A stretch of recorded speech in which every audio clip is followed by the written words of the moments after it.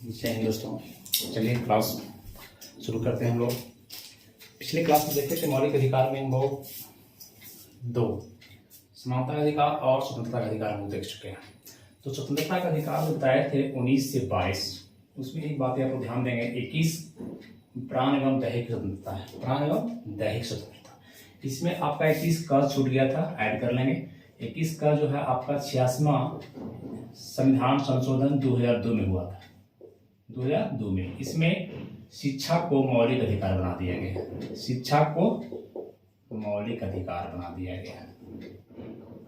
तो क्या है 21 का में, क्या शिक्षा को मौलिक अधिकार। 6 से 14 वर्ष के बच्चे, पूछते हैं क्वेश्चन आपसे, 6 से 14 वर्ष के बच्चों को शिक्षा पाने का मौलिक अधिकार है। सरकार का दायित्व है, राज्य का दायित्व है कि उस बच्चे को शिक्षा दें, मौलिक अधिकार है ना। चलिए इसको आप लोग ऐड कर लें, वहां पे छूट गया था। आज देखते हैं अभी शोषण के विरुद्ध अधिकार, एक्सप्लॉयटेशन, शोषण के विरुद्ध अधिकार। अगर आपका कोई शोषण कर रहा है, चाहे शारीरिक शोषण हो, मानसिक हो, आर्थिक हो, धार्मिक हो, किसी तरह का शोषण कर रहा है, तो उसके विरुद्ध क्या अधिकार है। तीसरा बता रहे हैं शोषण के विरुद्ध अधिकार। इसमें दो आर्टिकल है, बताए थे 23 एंड 24, दो पढ़ना हमको है ना, 23 और 24।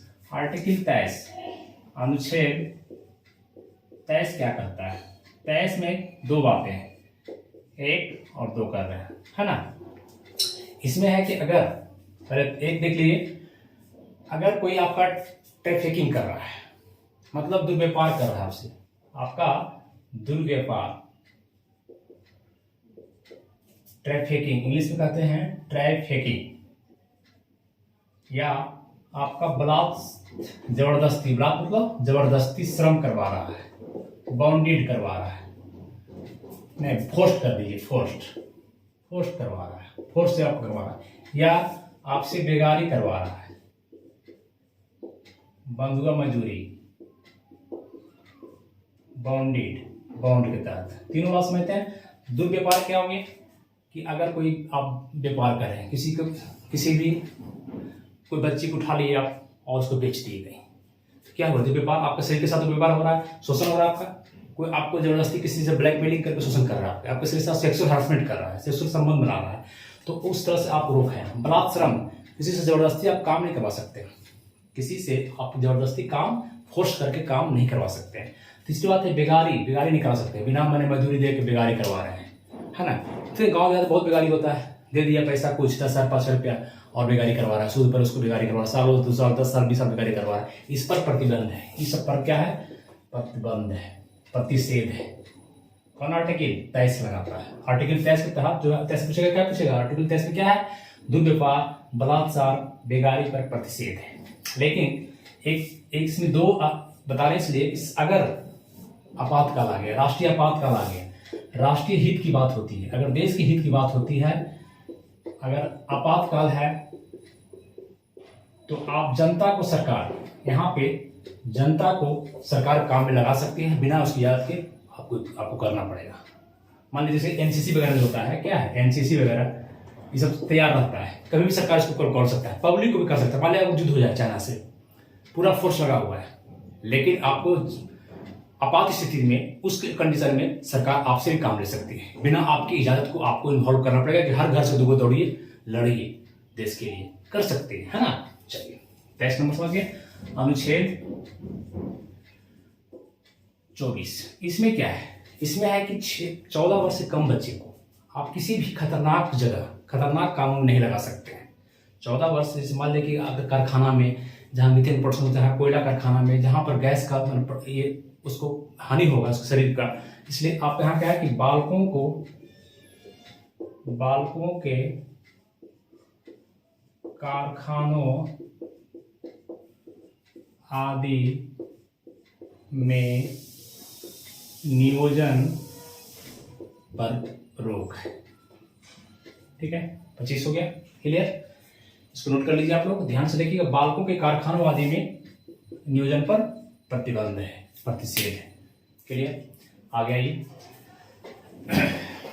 अब आइए शोषण के विरोध। अब 25 से 28 बताए थे, धर्म की पर्ची उठाओ, ट्रिक बताए थे हम, धर्म की पर्ची उठाओ, मतलब धार्मिक स्वतंत्रता का पर्ची मतलब 25, उठाओ मतलब 28, 25 से 28 तक धार्मिक स्वतंत्रता का वर्णन किस अनुच्छेद में किया गया है? 25 से 28 के बीच में किया गया है ना, 25 से 28। लिखिए उसको, धार्मिक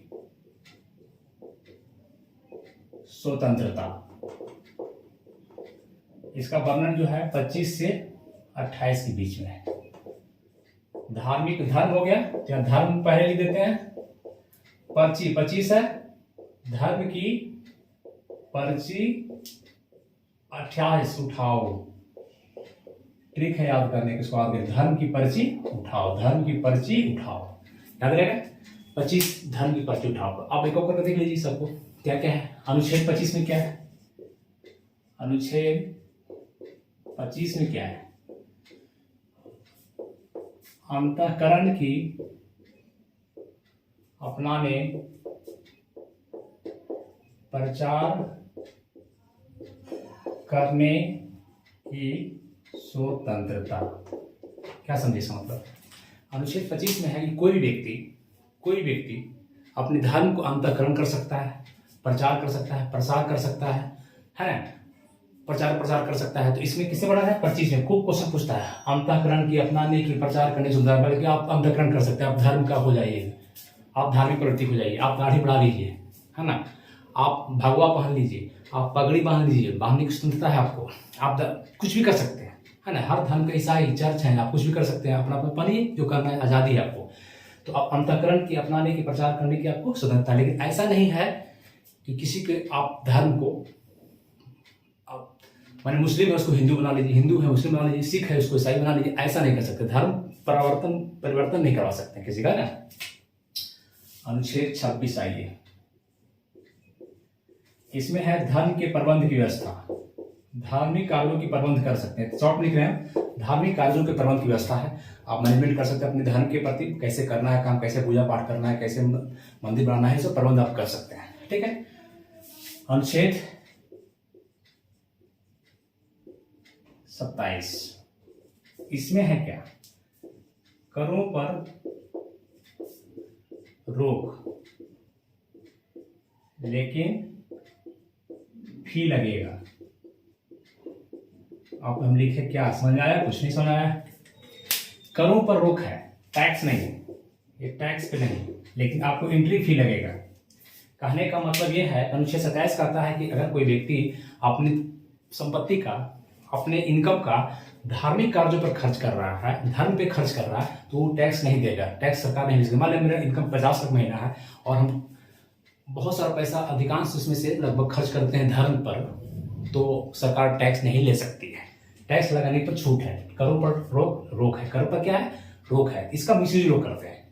बड़े लोग क्या करते हैं, टैक्स देना चाहते नहीं सरकार को। मान लीजिए मेरा इनकम 50 लाख है, करोड़ रुपये इनकम मेरा है मंथली, साल में करोड़ रुपये इनकम है, तो क्या होगा? करोड़ रुपये इनकम है तो सरकार टैक्स लेगी 30%, 30 करोड़ चला जाएगा टैक्स। तो उसको बचाने के लिए क्या हम करेंगे? हम कहेंगे कि हम सारा पैसा करोड़ों रुपये धर्म में खर्च कर देते हैं, साल में धर्म पर खर्च, कोई ट्रस्ट में कर देंगे, वहाँ सेटिंग कर लेंगे, कोई मंदिर से सेटिंग कर लेंगे। मंदिर से क्या करता है, लोग सेटिंग कर लेता है, वहाँ पर बोलता है साधु जी हम आपको जो है सो 5 रुपये दे देंगे, इसमें बाकी हमको दे देगा 95, 10 लाख रुपये दीजिएगा, 90 हमको दे दीजिएगा, 90 लाख, तो भी 20 लाख बच गया। तो इस तरह से लोग बचाते हैं टैक्स का। लेकिन फी लगेगा, जैसे देखते हैं कहीं कहीं फी क्या है, फी लगेगा, एंट्री फी। कहीं कहीं जाते हैं, मान लीजिए कहीं का टिकट कटता है, मंदिर वगैरह टिकट कटता है एंट्री के लिए, कि जल्दी से आपको एंट्री मिल जाए। नहीं कटा भी सकते हैं, फी नहीं दे सकते हैं तो लेट से जाइएगा, फी लग सकता है आपको। 27 अनुच्छेद 28, इसमें क्या है? इसमें है कि अगर राज द्वारा संपोषित कोई, राज अगर उसको पैसा दे रहा है, धन दे रहा है, राज अगर धन दे रहा है और ऐसा कोई संस्था है, धार्मिक संस्था, तो वहाँ पर आपको शिक्षा नहीं दे सकते, धार्मिक शिक्षा आप नहीं दे सकते हैं। सिर्फ धर्म, अपना धर्म कर ही पढ़ा सकते हैं, अपने धर्म की शिक्षा नहीं दे सकते हैं। तो राज द्वारा संपोषित संस्था में धार्मिक शिक्षा पर रोक। धार्मिक शिक्षा माने किसी प्रश्न में धर्म का शिक्षा दीजिए, आप गलत बात है, धार्मिक शिक्षा पर रोक, ठीक है। 25 से 28 समझ आ गया। चलिए नेक्स्ट चले बेटा, इसको नोट कीजिए। अब आइए हम लोग 29 और 30, 28 हो गया ना, 29 30 बताए थे, इसमें ट्रिक नहीं बताए थे, ट्रिक लिखी इसको कैसे याद करेगा। 29 29 29 होगी, 29 29 29 29 29 विकास कैसे होगा आपका विकास? जब संस्कृति शिक्षा रहेगा तब ना, जब एजुकेशन ही नहीं रहेगा, संस्कृति नहीं रहेगा, कल्चर नहीं रहेगा, प्रणाम ही नहीं कीजिए किसी को, आपके पास कोई सभ्यता संस्कृति नहीं है, शिक्षा नहीं है, तो आपको उन्नति नहीं होगा। तो इसमें कहा गया है,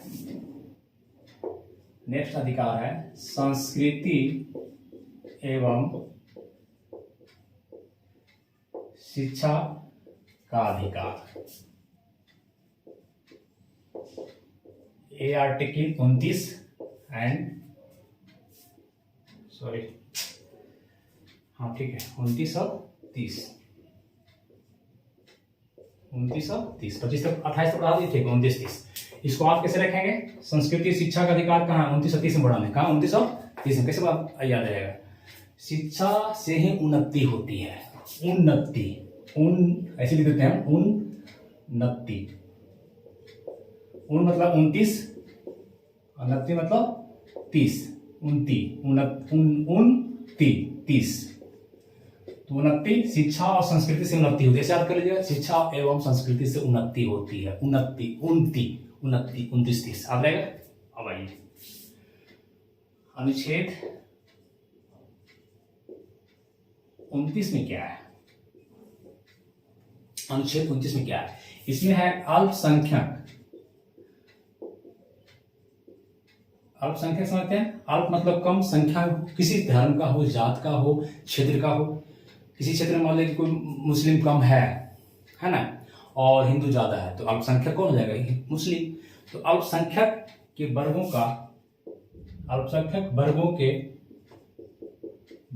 के हित, भलाई, हितों का संरक्षण है, इसमें क्या है? संरक्षण है ना, अल्पसंख्यक वर्गों के हितों का संरक्षण। अल्पसंख्यक वर्ग जैसे मान लीजिए कोई भी किसी आधार पर आप अल्पसंख्यक अगर कोई है तो उसकी संस्कृति है ना, उसकी भाषा, उसकी लिपि, उसके धर्म, जाति इत्यादि पे आप अंतर नहीं कर सकते, विभेद नहीं कर सकते। मतलब अल्पसंख्यक वर्गों के हितों का संरक्षण किया गया है। मान लीजिए आप किसी भी जात, मान लीजिए देखिए अल्पसंख्यक वर्ग होते हैं, मान लीजिए कोई स्कूल है वहाँ हिंदू बहुल क्षेत्र है, सारा हिंदू लोग पढ़ रहा है, उसमें कोई सिख आ गया पढ़ने के लिए, तो आप ऐसा नहीं कि अब क्या है, वो बेचारा सिख है, दूसरे धर्म का है, पगड़ी बांध गया, तब क्या उसको देखते रहेगा पगड़ी, सबको अरे अब पगड़ी बांध ले, सब उसी को देख रहा है, ये होता है, सब हंस रहा है।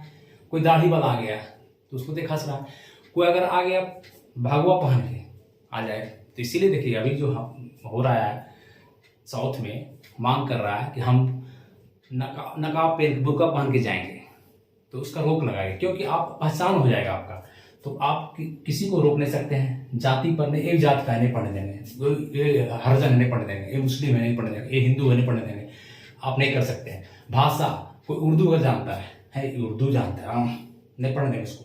संस्कृति, अगर कल्चर अलग है, मान लीजिए वो अलग कल्चर से आता है, वो बेचारा दूसरे कल्चर का व्यक्ति, बोलने नहीं आता उसको, तो उसको आप अलग नहीं कर सकते। अल्पसंख्यक है, मान लीजिए आपके स्कूल में सब बहुसंख्यक हैं, सब पढ़ रहे हैं एडवांस बच्चे, और एक अल्पसंख्यक आ गया जो बेचारा नाक से नेट तिर रहा है ना, वो आ गया, उसको निकाल दीजिएगा? नहीं निकाल सकते हैं उसको, आप जात पे, धर्म, किसी पर विवाद नहीं निकाल सकते। अल्पसंख्यक वर्गों के हितों का संरक्षण दिया गया है ना।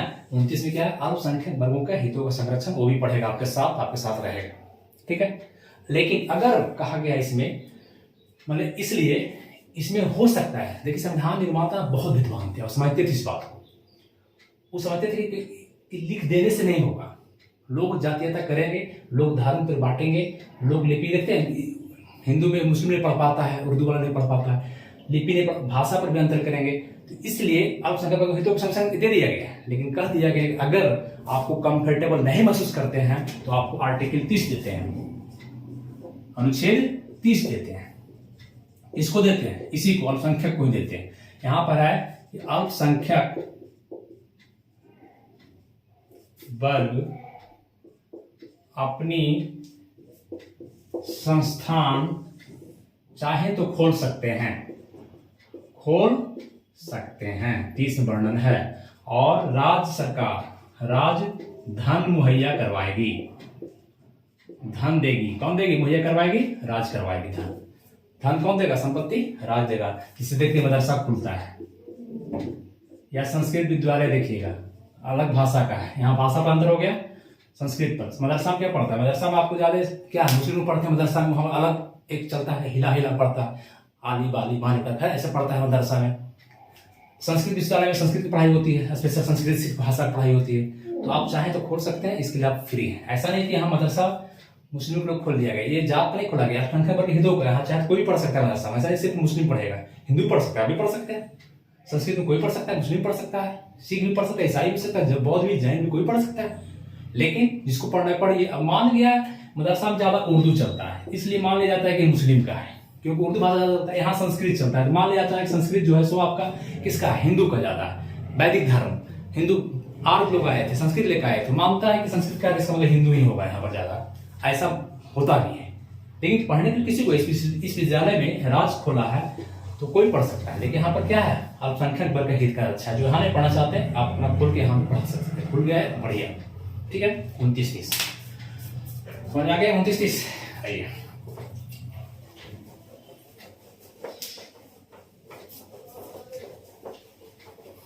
अब 31 आर्टिकल 31 देखिए। 31 को क्या एबुलिश कर दिया गया, समाप्त कर दिया गया। 31 में क्या था बता चुके हैं कि संपत्ति का अधिकार था। कैसा संपत्ति? एक संपत्ति 19 में भी है, एफ में भी है, एक संपत्ति 30 में है, 31 में, सॉरी 19 में क्या खरीदा हुआ बताए थे आपको। 19 एफ कहिए या कहिए, यहां पर खरीदा हुआ संपत्ति था, जो स्वतंत्रता का अधिकार था उसमें खरीदा हुआ संपत्ति था। लेकिन अनुच्छेद 31 में संपत्ति का अधिकार था, संपत्ति का अधिकार ब्रैकेट में कैसा संपत्ति? जो खानदानी हो, बाप दादा से मिला हो, है ना, पूर्वज से आया हो, पूर्वजों का। तो संपत्ति के अधिकार को समाप्त कर दिया गया। 12 बता रहे हैं 44वां संविधान संशोधन 1978 मोरारजी देसाई की सरकार में। मोरारजी देसाई से अच्छा काम किए ये संशोधन ला करके। मोरारजी देसाई का एक ही काम अच्छा है कि 44वां संविधान संशोधन, इसमें कुछ अच्छे, इंदिरा गांधी जो काम किए 42वां संविधान संशोधन में, इसमें उसको एबुलिश कर दिया गया, समाप्त किया गया। तो 40वां संविधान संशोधन 1978 लाया, इसमें आपको संपत्ति के अधिकार को हटा दिया गया। 300 का में कानूनी अधिकार बना दिया गया, है ना, भाग 12 में, ठीक है, क्लियर? चलिए अनुच्छेद 32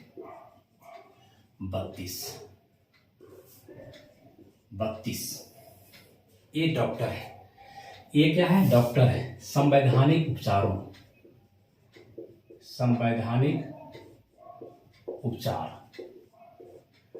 में क्या होता है? रिमेडी, इसको इसलिए डॉक्टर भी कहा जाता है। इसको इस अनुच्छेद 32 को भीमराव अंबेडकर ने क्या बोला? आत्मा बोला। भीमराव अंबेडकर ने संविधान की आत्मा, उनसे कहा गया अगर हमसे को पूछा जाए तो मैं इसी आर्टिकल को संविधान की आत्मा कहूंगा। लेकिन ऐसे संविधान की आत्मा कौन है? जिसमें दिख जाता है सब कुछ, प्रस्तावना, जिसमें सब झलक है प्रस्तावना में। पहला पेज ही प्रस्तावना भारत का, उसको पढ़ लेगा तो सब कुछ समझ जाएगा लोग कि क्या भारत है। प्रस्तावना, इस आत्मा ऐसे वो है, लेकिन भीमराव अम्बेडकर इसको आत्मा क्या है? इसको कहें। इस संविधान के उपचार आर्टिकल 32 के तहत, इसके तहत आपका रीट जारी किया जाता है। क्या जाता है? रीट जारी किया जाता है। रीट हिंदी में लिखेंगे तो रीट कितने प्रकार के जारी होते हैं? 5 प्रकार के रीट जारी होते हैं। रीट जारी कौन करता है? एक तो सुप्रीम कोर्ट, शॉर्ट में लिखने आप लिखिएगा, सुप्रीम कोर्ट SC उच्चतम न्यायालय, और एक हाई कोर्ट उच्च न्यायालय, सभी राज्यों के उच्च न्यायालय जारी करता है। SC सुप्रीम कोर्ट 32 के तहत करता है, अनुच्छेद 32 के तहत जारी करता है, पूछा क्वेश्चन। और हाई कोर्ट अनुच्छेद 226 के तहत जारी करता है, अनुच्छेद 226 याद रखेंगे। हाई कोर्ट रीट जारी करता है अनुच्छेद 226 के तहत, सुप्रीम कोर्ट करता है अनुच्छेद 32 के तहत। रीट कितने प्रकार जारी किया जाता है? 5 प्रकार के रीट जारी इस आर्टिकल के तहत 32 के तहत। 5 रीट जो है 5 प्रकार के जारी किया जाता है। और रीट को समझिए सर, 5 रीट को समझना जरूरी है। एक बंदी प्रत्यक्षीकरण, एक रीट हो गया बंदी प्रत्यक्षीकरण। ठीक है, इसको इंग्लिश में कहते हैं हैबियस कॉर्पस। इंग्लिश पूछता है हैबियस कॉर्पस, बंदी प्रतिज्ञा। ये किसके खिलाफ जारी किया जाता है? पहली बात, एक तो बात है अधिकारी के खिलाफ, सरकारी अधिकारी जो हैं, जो राज्य का अधिकारी हैं, और दूसरा व्यक्ति के खिलाफ, हम लोग के खिलाफ रीट जारी करेगा बंदी प्रतिज्ञा। माने किसी को आप बंदी बना लिए, अगर कोई हम है किसी को बंदी बना लिए, तो व्यक्ति हम है और किसी को बंदी बना लिए, बंद कर लिए, बंदी बना लिए, घर बना लिए, तो अगर वो व्यक्ति कोर्ट के पास जाता है तो आपको कोर्ट पूछेगा, रीट जारी करेगा बंदी प्रतिज्ञाकरण के तहत प्रत्यक्ष करो, बंदी जो किए हो उसको प्रत्यक्ष करो, मैंने सामने लाओ, कोर्ट में लाओ, क्यों और कारण बताओ क्यों उसको बंदी बनाया व्यक्ति। अगर अधिकारी करता है तो उसको 24 घंटे के अंदर, जैसे थाना वगैरह जो करता है, पुलिस वगैरह, 24 घंटे के अंदर जज के पास कोर्ट में ले जाना होगा और कारण बताना होगा कि आपने बंदी क्यों बनाया, क्या कारण है, उसको छोड़ो, रिहा करो। अगर बंदी का सही कारण नहीं मिला तो इसको रिहा करो। ये बंदी प्रतिज्ञाकरण रीट होगा। बंदी को प्रत्यक्ष करो, प्रत्यक्ष क्या, सामने लाओ। कौन करता है रीट जारी? दोनों कर सकता है, सुप्रीम कोर्ट भी और हाई कोर्ट, ये पहले बता चुके हैं, दोनों कर सकता है जारी। अगर हाई कोर्ट जाएंगे तो अनुच्छेद 226 के तहत जारी होगा, अगर सुप्रीम कोर्ट जाएंगे तो अनुच्छेद 32 के तहत जारी होगा रीट। ठीक, दूसरा परमादेश, इसको इंग्लिश कहते हैं मैंडेमस। परम आदेश, एक अधिकारी के पूछता है क्वेश्चन ही पहले सबसे, इसलिए लिख रहे हैं पहले अधिकारी व्यक्ति होगा, यहाँ पर अधिकारी के तहत। अधिकारी किसके खिलाफ जारी किया जाता है? खिलाफ लिखे गए, किसके खिलाफ? अधिकारी के खिलाफ, यहाँ दोनों था, अधिकारी के खिलाफ जारी किया जाता है, अधिकारी के खिलाफ जारी किया जाता है। इसमें आदेश दिया जाता है कि आप जो है अपने जिस काम के लिए नियुक्त किया गया वो काम करें। आप अपने आदेश का पालन नहीं करें, आप परम आदेश है आपको कि आप अपना काम करें, है ना, सही से काम करें। जिस काम के लिए नियुक्त किया गया है, अधिकारी को कहा जा रहा है जिस काम के लिए नियुक्त किया गया काम करें, परम आदेश है, हाईकोर्ट सुप्रीम कोर्ट कर सकता है। तीसरा रीट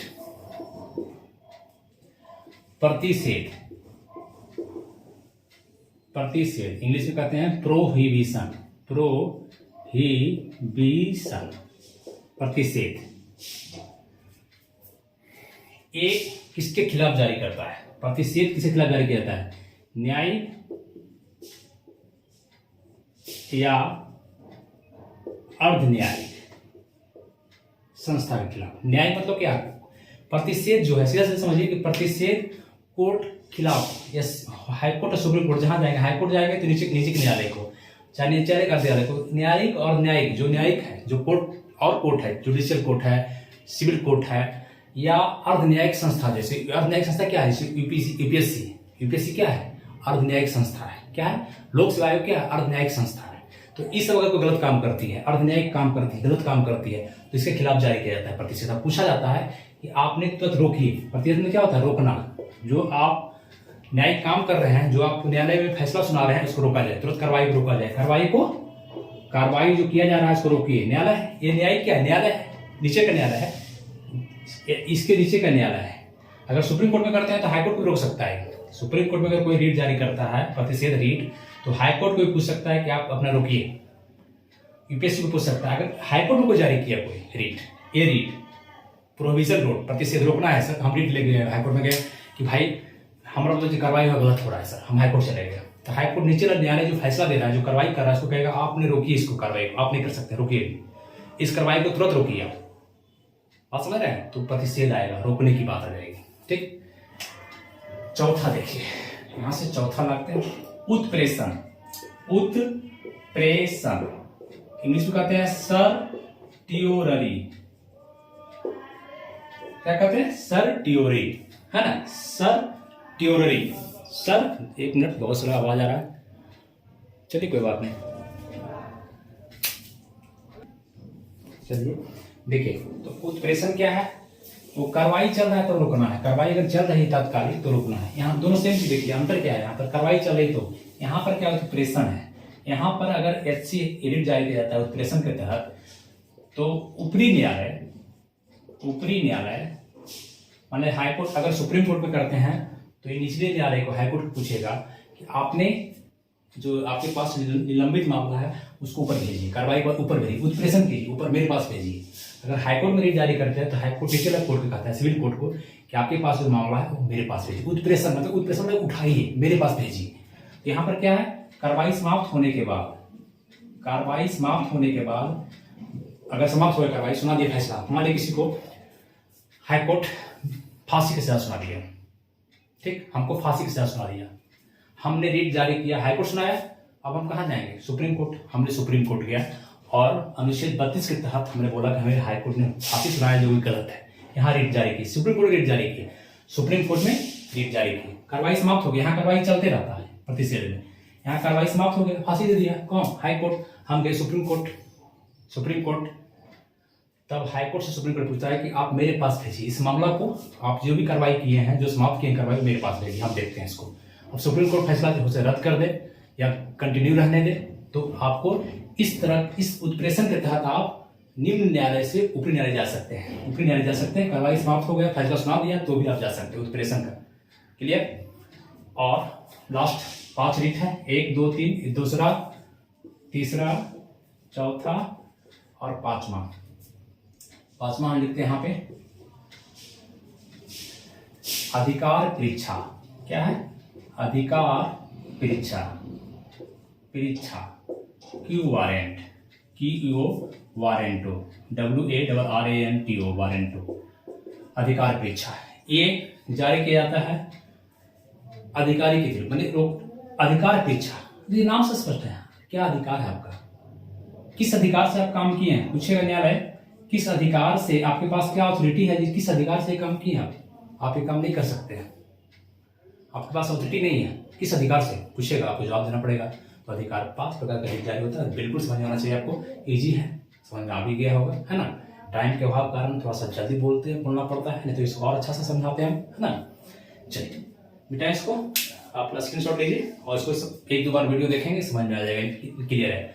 अनुच्छेद 32 यहीं तक पूछता है, और देखिए अनुच्छेद है 12 से 35, हम एक भी नहीं छोड़े, 35 तक आ गए। अब कहेगा सर 33, 34 और 35 क्यों नहीं बता रहे हैं, बता देते हैं, थोड़ा सा इसको भी पूछता नहीं जाता लेकिन बता देते हैं 1 मिनट के लिए। चलिए मिटाएं इसको।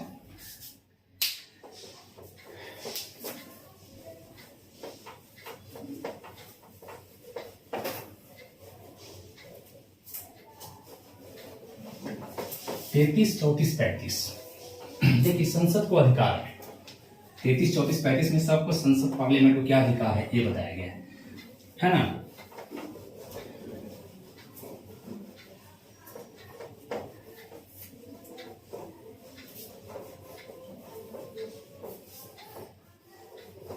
चलिए अनुच्छेद 33,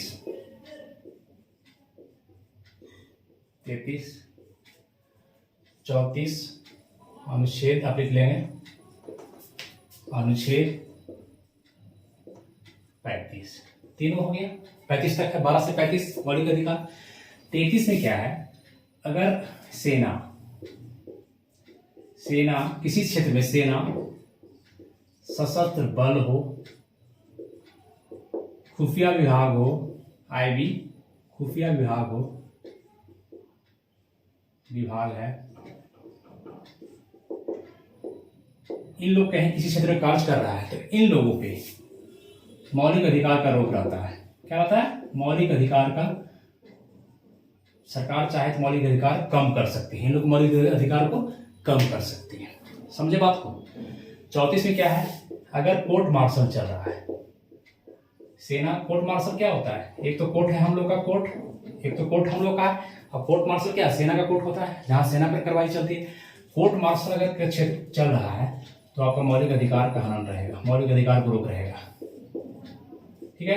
कोर्ट मार्शल चल रहा है तो उस क्षेत्र में, जिस क्षेत्र में कोर्ट मार्शल चल रहा है उस एरिया में आप मौलिक अधिकार का हनन रहेगा, ठीक है।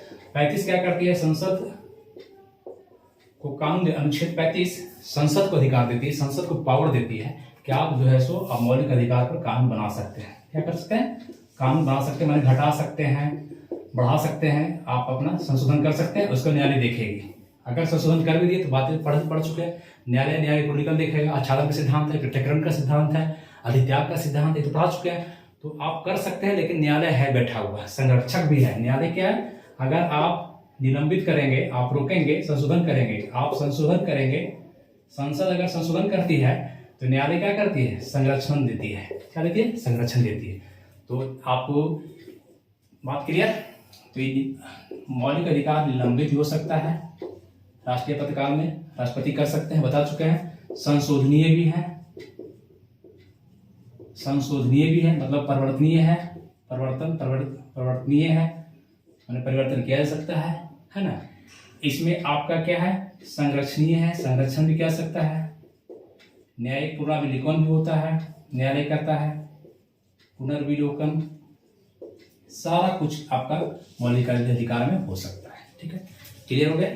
आप कुछ पूछता नहीं मौलिक अधिकार से। एक बात और देख ले कि मौलिक अधिकार जनता, जो विदेशी को नहीं मिला, सिर्फ भारतीय को मिला है। केवल